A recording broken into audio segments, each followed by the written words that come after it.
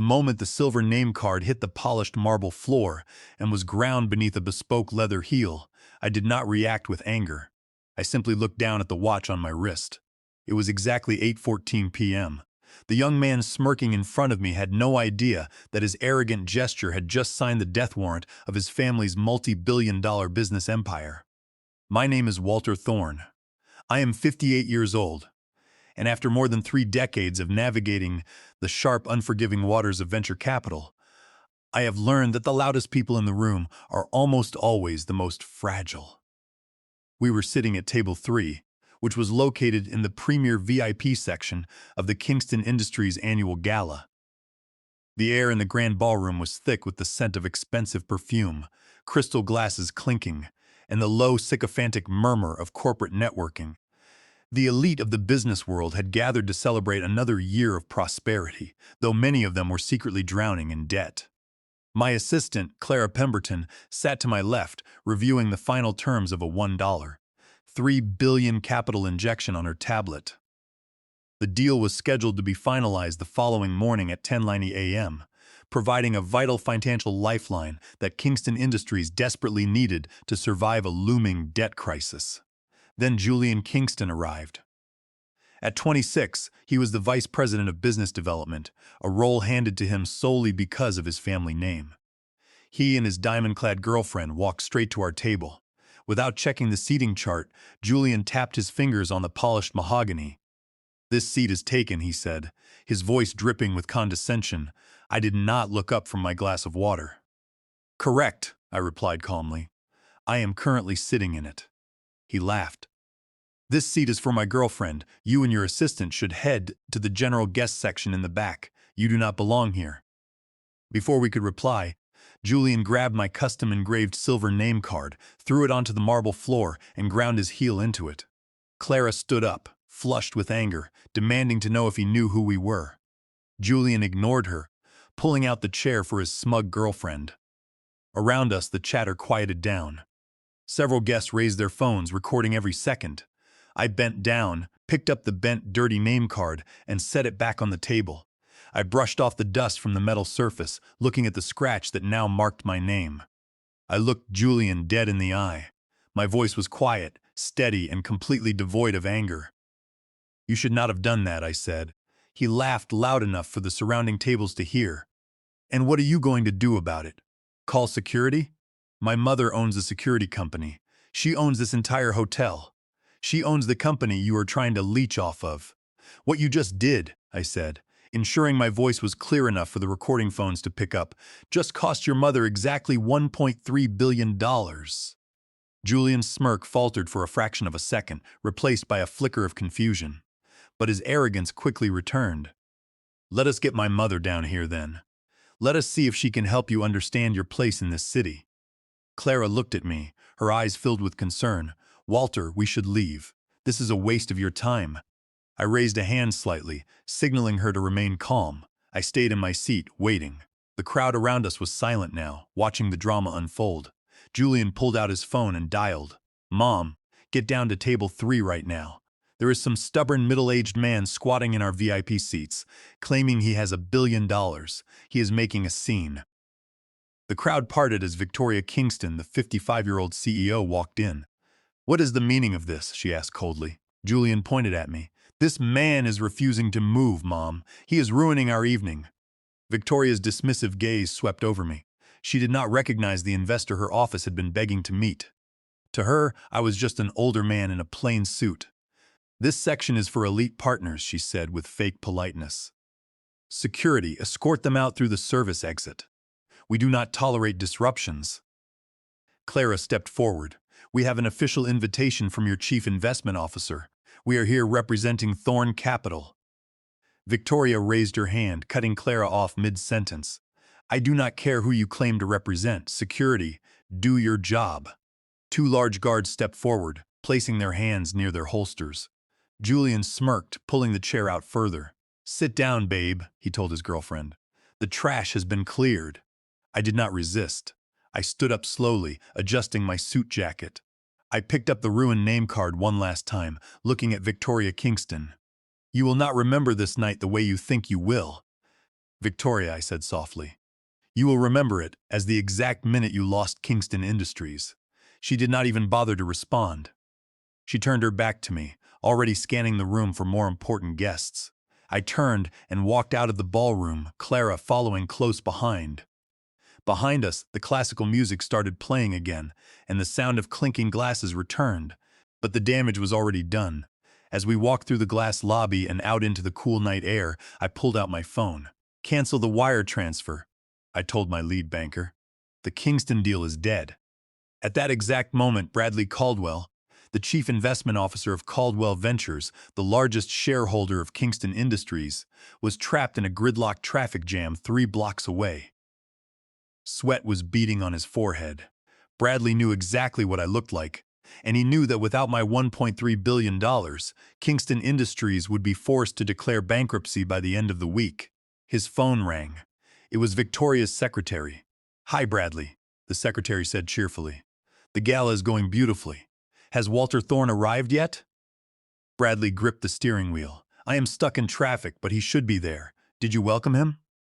"Well," the secretary hesitated. "There was a minor issue at table 3. An older man was causing trouble over a seat, but Victoria had security escort him out. He is gone." Bradley felt the blood drain from his face. His heart stopped. "You escorted who out?" At that very moment, his phone buzzed with an automated alert from the banking system. The pending $1.3 billion capital injection from Thorne Capital had been retracted. Reason: material breach of respect and ethics protocols. "Turn the car around," Bradley screamed at his driver. "Not to the gala. We are going to Mr. Thorne's residence immediately." The next morning at Kingston Industries headquarters, the tension was thick enough to cut with a knife. On the 45th floor, inside the executive suite, the morning briefing was underway. Victoria Kingston sat at the head of the glass conference table, her expression calm, though a sharp edge in her voice gave away her true feelings. "It was a minor misunderstanding," Victoria announced to the board, waving her hand dismissively. "An older man claiming to be an investor made a scene at table 3, and we had him removed to protect the integrity of the event. It is nothing that affects the big picture of our expansion." No one around the table dared to contradict her.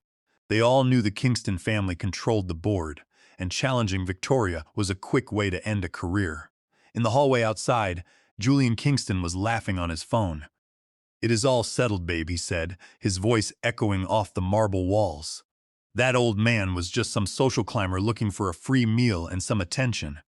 My mother tossed him out like trash. He will not be coming back, and we are already looking at other funding options." He thought his actions at the gala were just a minor detail, a brief moment of asserting his dominance that would have no real consequences. But on the 32nd floor in the chief financial officer's wing, there was no laughter. The CFO, a seasoned man named Gerald Fletcher, stared at his computer screen. The cash flow chart was flatlining. "We are scheduled for Phase 1 capital allocation in 48 hours, Gerald said, his voice trembling as he looked at his senior analysts. "But the system is showing a zero balance in the escrow account. The Thorne Capital wire transfer code was retracted last night." A junior analyst raised his hand timidly. "Can we request a delay from the contractors?" "A delay?" Gerald snapped. "A delay at this stage means we default on our construction bonds. If that happens, our credit rating drops to junk status by Friday. We do not just need a delay, we need a miracle." While the corporate tower was beginning to sweat, the atmosphere at my private residence was completely different. I sat on the veranda of my home, a quiet estate surrounded by old oak trees, sipping a cup of black coffee. The morning air was crisp, and the only sound was the rustling of leaves. Clara stood beside me, her tablet in hand. She had a calm smile on her face. "The phone has been ringing since 6 a.m., Walter," she said. "Bradley Caldwell has called 14 times. Victoria Kingston's office has called 8 times.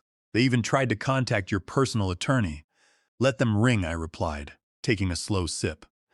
A person who cannot control their own family cannot be trusted to control a billion-dollar corporate expansion. Arrogance is a disease that eventually destroys the host. I am simply letting the disease run its course.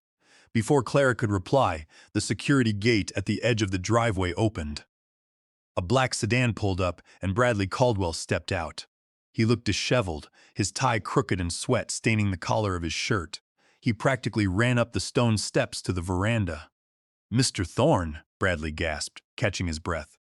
"Thank you for seeing me. I went to the gala last night, but by the time I arrived, you were already gone." I pointed to an empty chair opposite me. "Sit down, Bradley. Have some coffee." "I do not have time for coffee, Walter," Bradley said, his voice cracking. "The board is in a panic. Victoria Kingston is trying to act like everything is under control, but the numbers do not lie. Without the $1.3 billion Thorne capital injection, Kingston Industries is facing technical insolvency by the end of the week. My father, George, is furious. He wants to know if there is any way to salvage this deal." I leaned back in my chair, looking at him. "Bradley, I have known your father for 20 years. I respect Caldwell Ventures, but my terms were clear. I do not partner with people who treat basic human respect as a luxury they can ignore."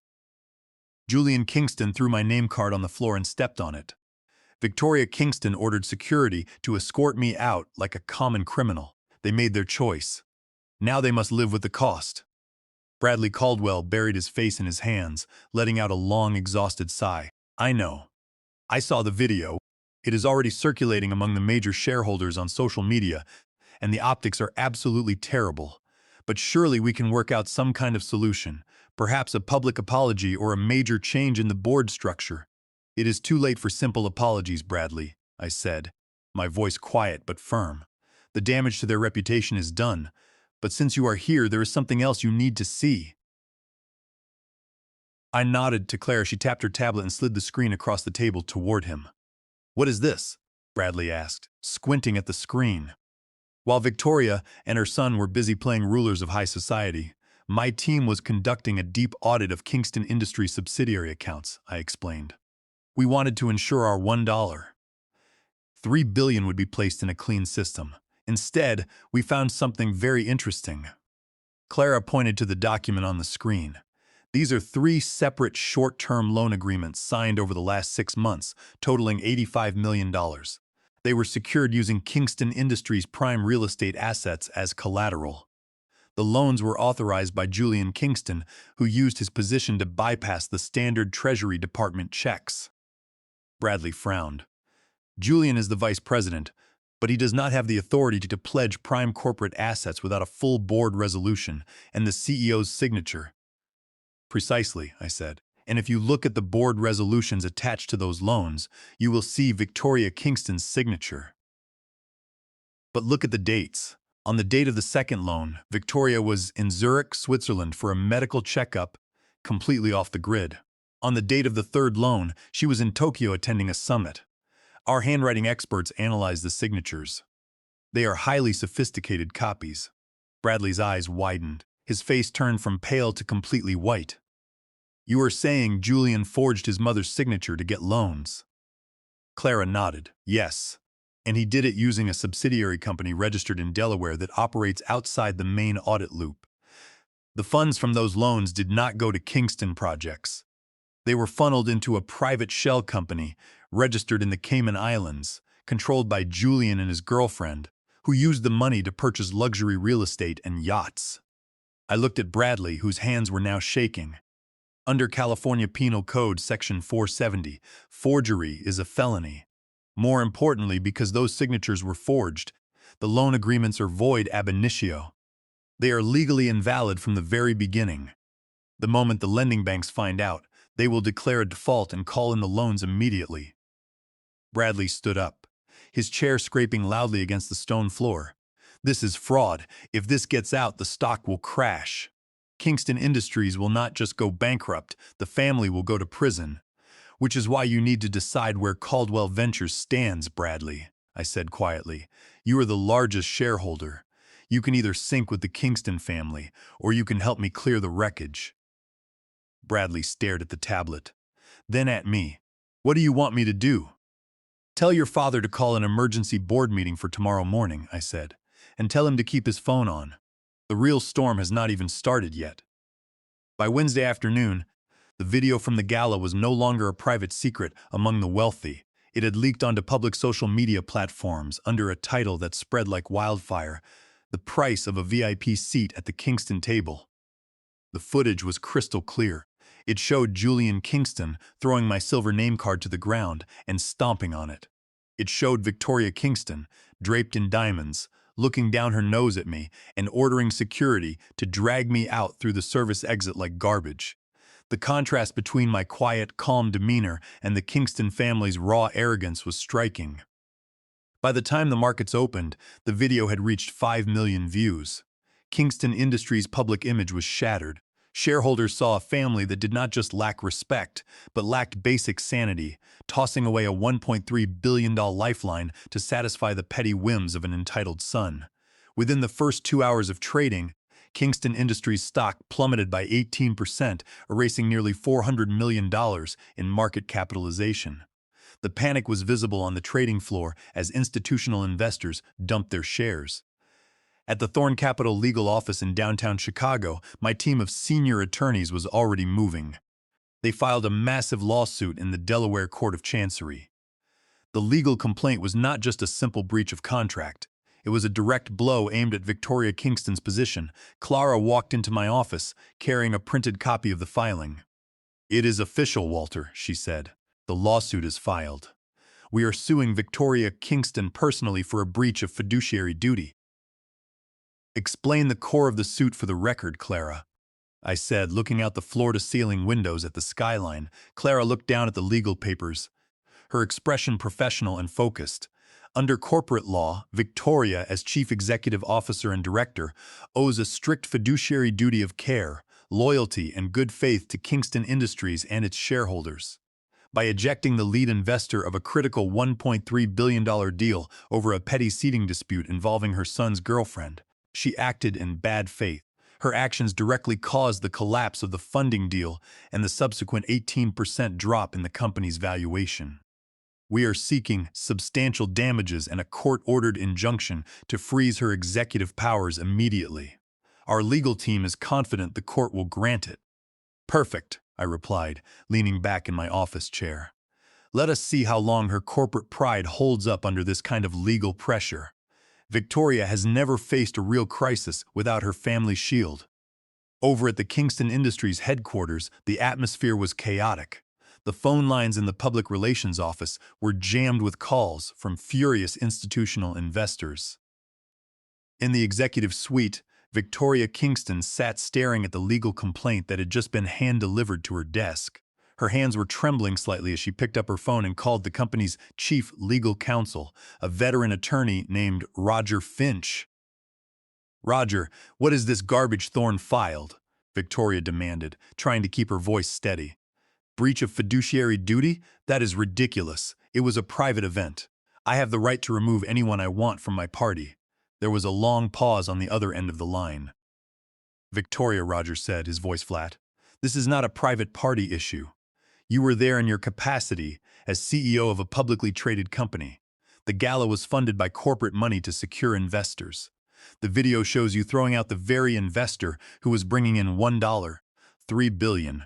The court will see this as gross negligence and bad faith. If this goes to trial, you will lose. The board can hold you personally liable for the lost valuation, meaning they can strip you of your assets to cover the losses. You are facing complete financial ruin." Victoria slammed the phone receiver down so hard that the glass desk vibrated. She rubbed her temples, trying to stop the pounding headache that was beginning to form. At that moment, Julian walked into the office holding a paper cup of coffee. He looked slightly annoyed by the increased security at the entrance, but he still carried his usual smug, uncaring expression as if nothing was wrong. "Mom, have you seen the stock price?" Julian asked. "Some stupid activists are calling for a boycott of our retail centers. People are so sensitive these days." It was just a chair. Victoria stood up slowly, her hands gripping the edge of the desk, so hard her knuckles turned white. Her eyes were blazing with a rage Julian had never seen before, a look that made him freeze in his tracks. "Just a chair?" Victoria screamed, her voice echoing through the double doors. "That chair just cost us $400 million in market value in 2 hours. That chair has brought a federal-level lawsuit to my desk. Your arrogant behavior last night is destroying everything I built." Julian's smug look finally vanished, replaced by a cold wave of realization. He took a step back, setting his coffee down on a side table. Mom, we can just find another investor. There are plenty of funds in New York that would love to partner with us. No, there are not, Victoria yelled. No serious firm will touch us now. The video proves we are unstable. No one is going to hand $1. $3 billion to a company where the CEO's son can throw the representatives out of a room on a whim. Before Julian could reply, Victoria's private desk phone buzzed loudly. It was the line reserved only for major board members. The caller ID read, George Caldwell. Victoria took a deep, shaky breath, attempting to project her usual aura of confidence, and picked up the receiver. George, I was just about to call you. It was just a minor misunderstanding at the party. Julian was just... Enough, George Caldwell interrupted. His voice was like ice, carrying the weight of a man whose fund owned 35% of her company. Your son is a parasite, Victoria, and you have proven to be a massive liability to this corporation. Your pride has cost my fund over $100 million in paper losses today. I have called an emergency board meeting for tomorrow morning at 9 a.m. We are going to address this. Victoria's eyes narrowed, her old defensive instincts kicking in. You cannot force me out, George. My family still controls 40% of the voting shares. The board cannot remove me without my consent. We will see about that, Victoria, George said quietly. You might control the shares, but you do not control the law. I advise you to prepare your defense, because tomorrow you are going to need it. The line went dead. Victoria slowly lowered the phone, her face pale. She turned to Julian, who was standing quietly near the door. Get your lawyers, Julian, Victoria whispered, a cold dread finally settling in her chest. Tomorrow is going to be a war. Victoria believed her 40% voting bloc would protect her empire. She had no idea my real weapon was the forged documents on my desk. The morning of the emergency board meeting, the conference room on the 45th floor of Kingston Industries felt like a courtroom. Outside, the rain was pouring against the glass windows. Inside, the silence was deafening. Victoria and Julian arrived early in high-end designer suits to project control, sitting opposite George and Bradley Caldwell and 4 other board members. At exactly 9 a.m., the heavy boardroom doors opened. I walked in, followed by Clara and our chief attorney, Stuart Gibbs, who carried a thick black leather briefcase containing the forensic evidence that would seal their fate. Victoria stood up in anger, her voice shaking. This is a closed board meeting, Walter, she hissed. You have no standing here. You retracted your investment last night. You are an outsider. I calmly sat at the head of the table and placed my ruined silver name card directly in front of me, letting them look at the smudge. I have every right to be here, I replied. I was invited by George Caldwell, and more importantly, I am here as your largest creditor. Victoria laughed bitterly. Creditor? Our debt is held by commercial banks. I nodded to Stuart, who slid legal documents across the table to George and Victoria. Thorn Capital purchased $85 million in short-term promissory notes from West Coast Capital, Stuart explained. They were secured using Kingston's premier retail properties as collateral, authorized by Julian. Victoria turned to Julian. What is he talking about? You do not have that authority. I smiled. He solved that by signing your name for you. The room went silent. Page 3 shows a forensic handwriting analysis, I said, and page 5 shows the digital audit trail.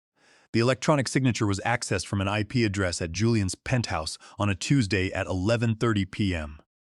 At that exact time, Victoria, you were in Zurich at a medical conference with no internet access. Julian's face turned pale. This is a lie, he shouted, slamming the table. Silence, George Caldwell roared. Shut your mouth, Stuart continued. Under California Penal Code Section 470, forgery is a felony. Because of the forgery, these agreements are void ab initio, meaning they are invalid from the start. West Coast Capital has already declared a fraud default. As the owner of those notes, Thorn Capital demands the full repayment of $85 million within 24 hours. Victoria stared at the documents, her eyes wide with horror. She slowly turned her head to look at her son. Julian, tell me this is a mistake, she whispered. Tell me you did not do this. Julian could not look her in the eye. He stared down at the table, his breathing shallow. Victoria, I said, leaning forward. It gets much worse, because Kingston Industries cannot pay $85 million in 24 hours.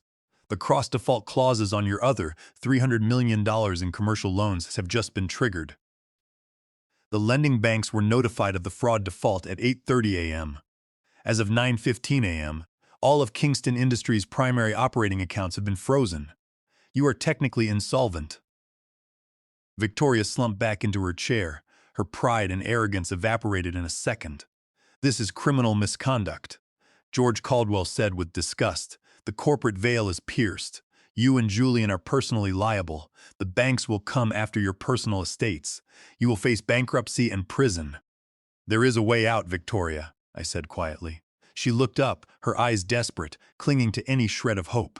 What? What do you want? Thorn Capital will buy out the Kingston family's 40% voting block, I said.